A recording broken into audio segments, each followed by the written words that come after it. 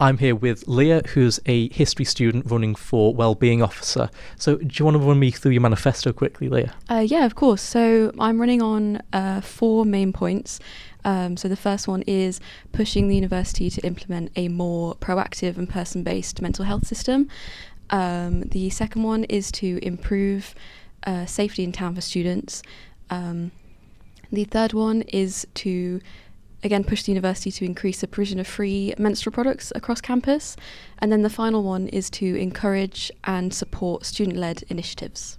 So if we start at the start with mental health, can you talk a little bit more about how you want to expand mental health services? Yeah, so at the moment I have a concern that the mental health system at the university is very reactive rather than preventative. So it kind of responds to students as and when a problem arises rather than tackling these sort of root causes of the things that students are struggling with. And it's also very reliant on self-help.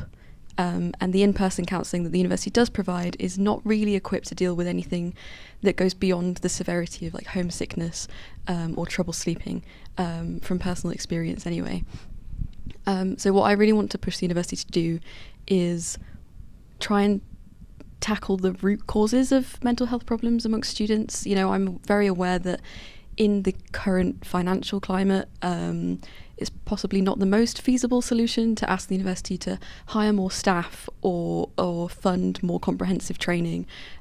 So I think sort of really understanding why mental health is becoming such an epidemic, so like looking at student workloads and the fact that students aren't having as much time to socialise, take part in their societies, students aren't sleeping as much because they're, you know, spending all night writing an essay because they don't have time during the day because of all of their lectures and stuff.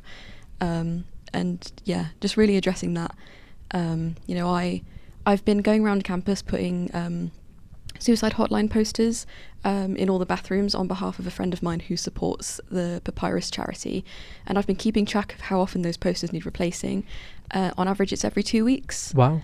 So every 2 weeks 10 tabs are being taken by students who are in need of immediate help, and I think it's that immediate help that the university maybe lacks in providing. When it comes to proactivity, do you think that needs to involve the university reaching out to students to see if they're okay, or is that more making it easier for students to talk to the university about problems? How do you think the proactivity would work? I mean, definitely increasing visibility of the services that are available.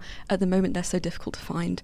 You know, if you're struggling, you're not really in the mindset to sort of navigate pages and pages of links to find like the self-referral form. So making it more visible, making it more easily accessible, and also just following up, I think. You know, if a student goes through the mental health service, maybe just giving them like regular drop-ins and checkups just to make sure just to see how they're doing throughout the year. Also just talking to students to see what help they would most benefit from, because, you know, at the moment they've got like, you know, their self-help app, you know, they work with Silver Cloud. I don't know if you've heard of it, but that's kind of what they rely on, and a lot of students that I've spoken to, it's just not the kind of help that they need. So I think the proactivity really comes from communicating with the student body and actually understanding what people in this age demographic, the support that they're actually looking for. Now, you've got the welfare teams in colleges as well. Do you think a potential route could be, I don't know, trying to improve coordination or handing some services off to college welfare? How do you think they fit into this picture with the university? I mean, I know the college welfare systems, I believe, have been standardised, so they are delivering like the same services in colleges. So they're kind of, there's a direct link to the university mental health system through the colleges. And considering, I think the colleges really should be students' first port of call. You know, it's where they live, it's where a lot of their friends are, it's in their immediate vicinity, it's their sort of community. So I think it would be really beneficial to have that sort of proactivity that I was talking about before, about reaching out, checking in, coming from the colleges, and really making that sort of the most visible like point of access for support. If we talk about safety in town for a second, it's something which has come up in a couple of manifestos, and I know it's been on a lot of people's minds with rising crime rates, for instance. But I think the big question I've got about it is, what does the SU have the power to do? Because a lot of what the SU can do is put pressure on the university to help with issues, but with this being an in-town rather than on-campus issue, what can the university even do about it, do you think? Well, so, I mean, in terms of LUSU, obviously they have, as you said, the ability to pressure the university, and I'm sure other people have said that the university has influence. The university has the capacity to change, like put pressure on the council, for example. Like, I know in a lot of student residential areas, CCTV is lacking, they're not very well lit. So I do think the university has capacity to ask for those implementations, and then on the LUSU side they have the power to push the university to do that. But something else that I'd really like to see specifically from LUSU side is a more in-depth accreditation of the bars, the pubs in Lancaster that so many students go to. If you think about JCRs or society execs that are running bar crawls in town or whatever, the only way they really have to know whether or not a venue is safe is by experience. If an incident happens, that's when they know, okay, we shouldn't go there. But what I would like to see is, through LUSU, an accreditation scheme where all of these sort of venues that students are going to in town, it's checked through LUSU whether or not they have appropriate welfare provisions, like anti-spiking measures, or a system for people to report sexual misconduct or harassment, or what have you. So that's, I think, what I would really like to see from LUSU's side. Now, on a similar note with the bars, we've seen recently the closure of Lonsdale and Boland bars on campus, and there's concern over what those spaces will become and how on-campus spaces can be important to students. From a welfare or a well-being standpoint, how do you feel about these closures and the impact it could have on students? I mean, I think so. People's college spaces, I think, are so important to them. That's really their sort of social spaces on campus. And I think, what I was talking about before about mitigating the causes of student mental health problems is having these sort of spaces on campus where students can go that are separate from the work environment. They can just go and talk to people, sit and have a drink if they want to. I think they're so important to students' feeling of inclusion and community. So I think with these closures, I just really hope that those spaces don't become just disused. I really hope that they're turned into, if it's not financially viable to keep them as retail spaces, I really hope that the colleges, with the help of the Students' Union, find a way to make sure that they remain these sort of community-based areas, because I just think it's so important for people's mental health, their well-being, and just their quality of life at university. Now, speaking about placing menstrual products in all the bathrooms on campus, now you've spoken about putting these suicide hotline flyers in bathrooms. So I suppose you've got a bit of experience with with putting things in bathrooms already. But could you explain a little bit about the importance of having those in every single bathroom on campus? Yeah. So, period poverty, 18 to 24-year-olds are the most affected demographic by period poverty. So that's students, right? And menstrual products should be, in my opinion, and hopefully in a lot of people's opinions, a universal and accessible right, and an inclusive right as well.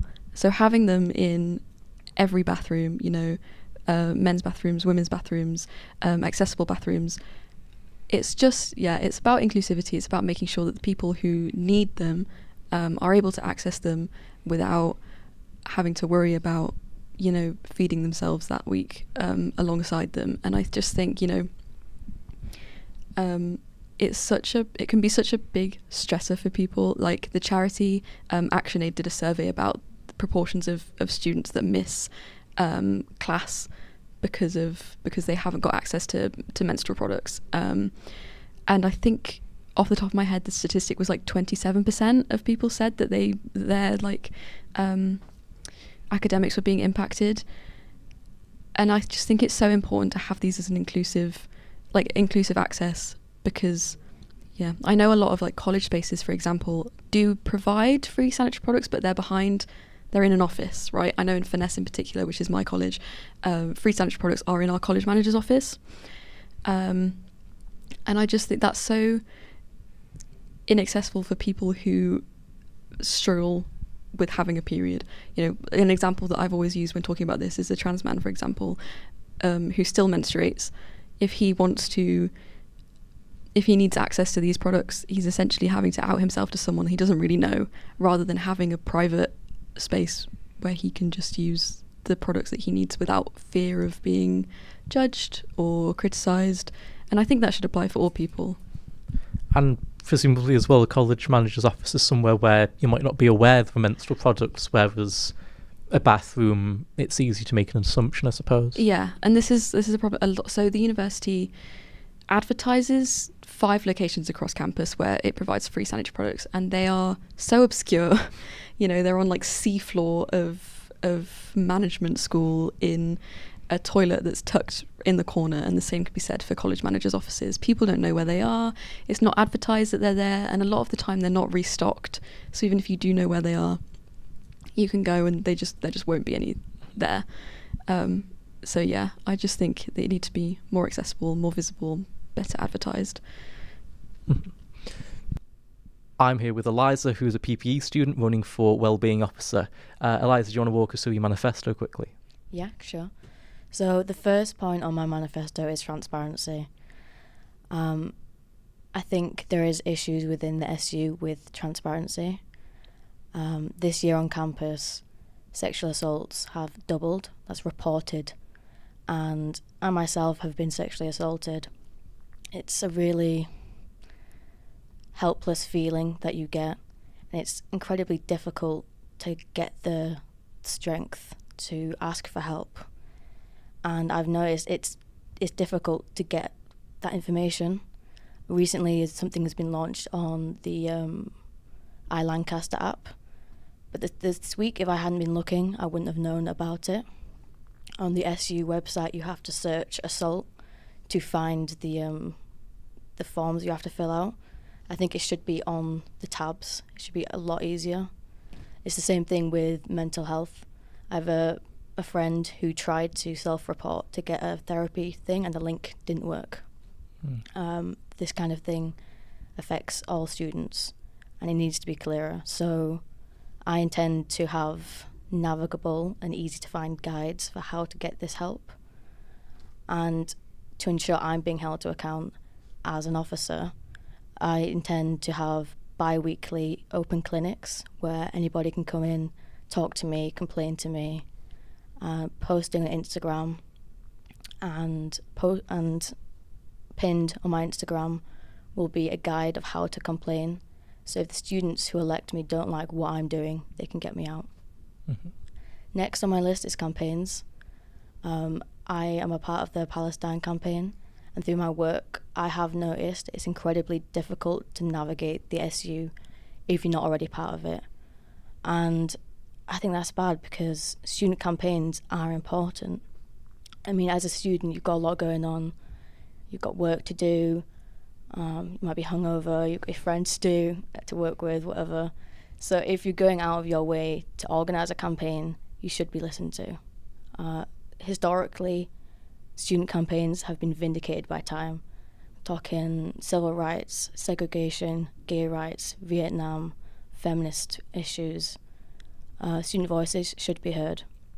And through my work as an activist, I think I've shown that I am able and willing to negotiate with management and other people. I've done a lot of work with the counsellors for the uni ward and other campaign groups on the university. Mm-hmm. And then moving on to cost of living. January this year, the consumer price inflation went up 4.6%, but that doesn't include housing. And the National Union of Students has reported that 46% of students, their expenditure is housing. And I know there's many more students who barely can cover rent. Students shouldn't have to choose between eating and going out with their mates. They shouldn't have to get a job to cover their rent and take shifts instead of doing their uni work. And I know there's a lot of work being doing on rent at the moment. I think that's great. And I think the pantry on campus should be kept open, expanded. Now, if we start off by talking about improving communications, it's something which I think has come up in quite a lot of people's campaigns across lots of different roles as well. That seems like across the board, people are eager for communications to improve. And I think when it comes to reporting service, a big thing which a lot of people say, as you point out, is that it can be a confusing system to navigate. There's lots of different places where you can report to or might need to report to, and they can be hard to find. Have you got a plan in place to try and streamline the process somewhat, or make it easier to find? Yeah, for reporting sexual, racial and religious harassment, I think there should be posters all over, permanent posters, laminated all over campus, because it happens on campus, it happens everywhere on campus. So if it happens to you, you want to be able to scan something and have the form come up for you. And for mental health, other things, it should be on the initial tabs. At the moment, I think it's under voice, which is kind of vague. It should be sexual assault or harassment, a tab where you can click on, and then mental health support as well. Because I know the Students' Union is meant to be for the students, and it doesn't look great to have harassment and mental health support on the main page, because it makes it seem like it's a big issue. It is a big issue. We have to prioritise students, not our image. And to talk about supporting student campaigns, as you mentioned, you've got experience working with the Palestine movement, and of course that was quite big on campus last year. And I recall in the end went through Union Assembly to get its motions backed by the Students' Union. Are you satisfied with how that process worked, or do you think it could have been more transparent, more clear? Yeah, I definitely think it could have been easier. It took us a while to get to that point. There should have been a lot more support for us on the process. I think the first one we had as well, nobody could vote because they weren't at quorum. It was a long process, a difficult one. We got there in the end, but it should definitely be easier, more accessible. Have you got specific plans in place for how you'd like to make it easier for different student movements going forwards? Yeah, I think one of the main jobs of the Wellbeing Officer is to help with campaigns. So I think any student campaign should meet with me, and there will be a how-to guide, the steps of how to get to the student union. I know there's information on the student union, but not how to get there, what you're supposed to do, what your proposal should look like, that kind of thing. Now, of course, on campus you've got a wide variety of students with a wide variety of views. You get movements and you get counter movements. I mean, I'm sure as having been a member of the Palestine movement on campus, you'll have been familiar with some of the counter protests. How would that work when people are coming to you and it might be a movement that you don't particularly support or don't know much about and might actually be quite opposed to? How comfortable would you be with helping them through the process, do you think? I think that's a good question. I know there's an abortion society, anti-abortion in Manchester. I do have an issue with that, but I think it would go to the Students' Union and it has to be voted on. And I think I do trust the students of this university. I trust the people who they are voted in by. I don't think hate speech or any form of hate will be allowed to get through to that point. Of course, I wouldn't support any overt hatred campaigns. That's not appropriate at all. Now, it's tricky as well, though, because both the university and the SU have got a duty to protect free speech. For example, at Refreshers Fair, I believe one society was displaying a Donald Trump campaign banner, and that's obviously something which a lot of people here aren't going to support, but does fall under free speech, and he is ultimately the President of the United States. How would it work in cases like that, where the union has got a duty to protect speech even where it's unpopular speech or potentially upsetting speech even to some people? How do you balance that duty, do you think? That's a good question. I think it's relatively easy rule of thumb. I don't want to use this saying. I'm not sure if I'm allowed to, but it's like once you see it, you know what it is. The famous American Supreme Court ruling on adult content. Yes, that one. Yeah. It's the same thing with hate speech. You know hate speech when you see it. There's a very clear difference between hate speech and free speech. I disagree with some political views. If that borders on hate speech, it will be shut down because, it's not allowed. But where that might be unpopular speech but not hateful, how comfortable would you be helping to sort of amplify those voices or help those people go through the channels to try and get their motion support? Is that still something you'd be comfortable with, even where it might be a movement you're opposed to, even if it's not necessarily hateful? Yeah. I don't know what my feelings would be. It would depend on whatever campaign it is, but to an extent my feelings wouldn't matter. If the students on this campus weren't under attack verbally, then it would be my job to listen to the students. Mm-hmm. Now, if we talk about cost of living support as well, you mentioned the supper club and the on campus and the pantry, which is available in the SU as well, and you're wanting to continue that and expand that. But what about other issues such as rent control has been one which has come up in a lot of students' campaign? It might not fall under the Wellbeing Officer's purview directly, but certainly it's quite an impact on cost of living, isn't it? Yeah, no, I agree.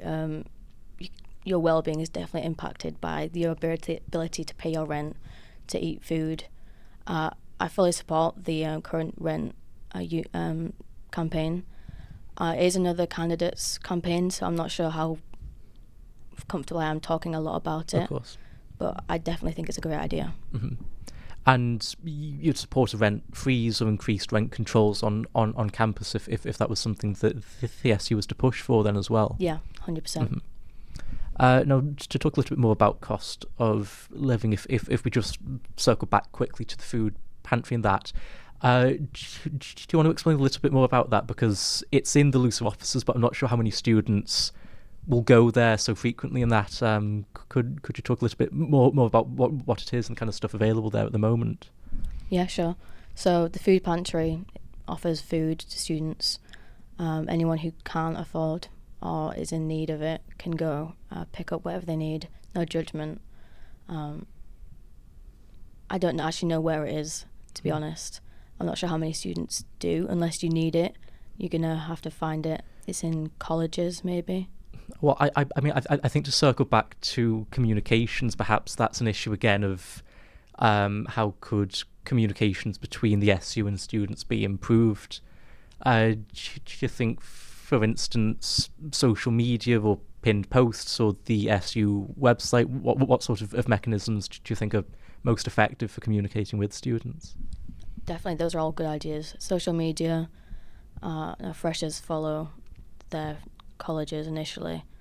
That's a good idea. Again, the Student Union website, emails. I'm not sure how many people actually check their emails. So, again, posters and stuff.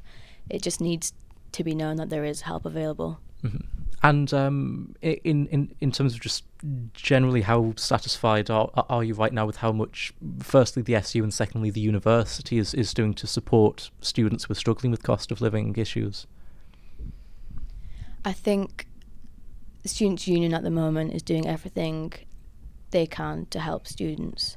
I think there is more to be done, maybe more forceful measures, like the rent freeze. I'm not entirely sure what management is doing. I mean, they're raising rent prices, so they can't be that excited about helping out.